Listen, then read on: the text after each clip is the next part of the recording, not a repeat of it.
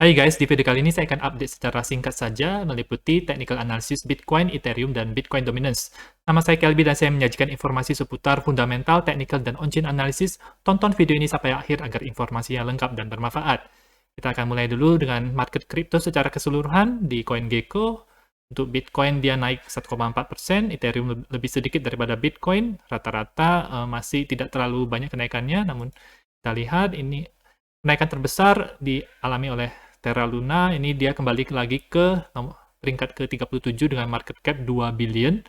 Dan ketika dibukanya lagi listing di Binance, dia sudah naik sekitar 100 kali lipat. Karena nolnya waktu itu lebih ada 5 nol di belakang koma ya teman-teman. Oke. Sisanya tidak biasa-biasa saja kenaikannya, dan ada juga yang minus. Oke. Kita beralih ke technical analysis Bitcoin. Untuk hari ini, kemarin terjadi kenaikan, kemarin lusa juga terjadi kenaikan, dan hari ini dia meretest di daerah ini, yaitu garis support yang cukup penting, seperti di daerah ini ya teman-teman. Yang garis support ini dia mensupport harga dan menjadi resistance juga dari sejak lama itu, dari tahun 2021, Maret 2021. Oke, jadi ini merupakan garis support dan resistance yang cukup penting dan signifikan untuk harga Bitcoin.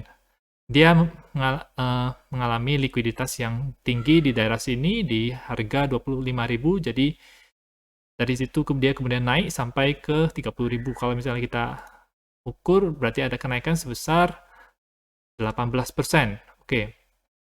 Untuk RSI-nya itu sedikit meningkat, dan dia ada semacam bullish divergence kecil. MACD-nya akan mengarah ke atas, dan kemungkinan dalam beberapa hari ke depan bisa cross ke atas kalau misalnya harga tidak ke bawah. Money flow masih merah sebenarnya, dan ada green dot. Jadi sebenarnya belum bullish amat untuk Bitcoin, dan kita lihat setelah terjadinya dump ini, volume mengecil ya teman-teman. Jadi tidak terlalu kuat untuk mau melakukan recovery ke harga yang lebih tinggi lagi. Kalau kita lihat untuk bull market support band-nya itu masih jauh. Agar benar-benar bullish kembali harus naik lagi ke atas 40 ribuan. Kalau 21 day EMA juga di daerah 40 ribuan, jadi harus ke daerah itu. Dan EMA ribbon juga sama. MA 50, 100, dan 200 juga cukup jauh dari situ. Apakah bisa ada downside lagi? Itu masih berpotensi karena volumenya itu kurang, jadi perlu ke daerah yang lebih rendah lagi agar bisa mendapatkan lebih banyak volume untuk harga Bitcoin.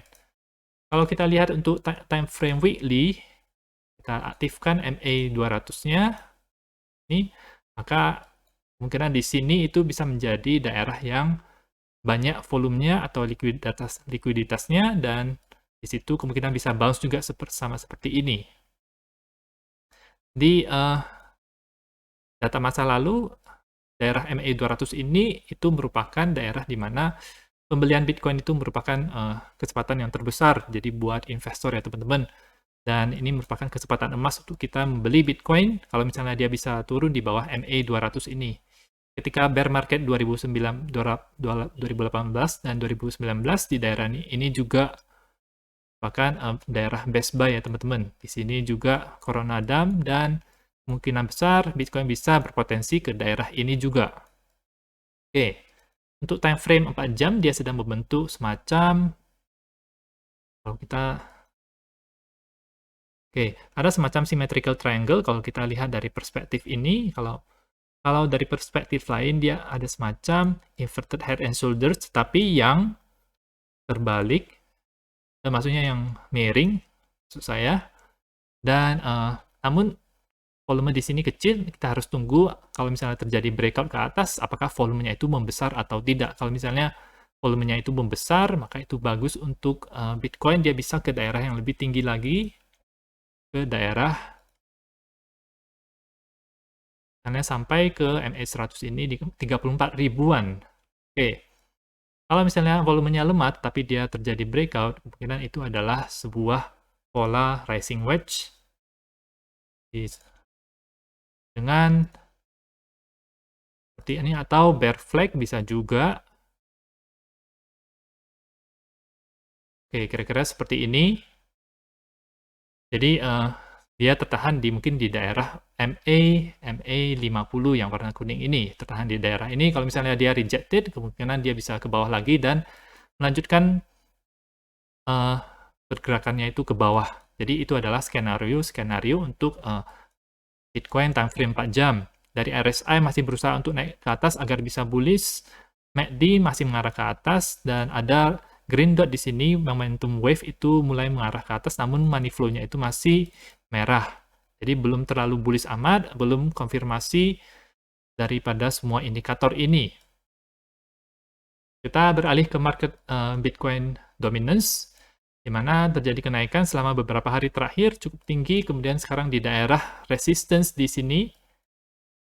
Oke, di garis ini. Dan sekarang masih sideways saja. Dia technically sudah breakout daripada downward channel ini, yang merupakan pola descending triangle.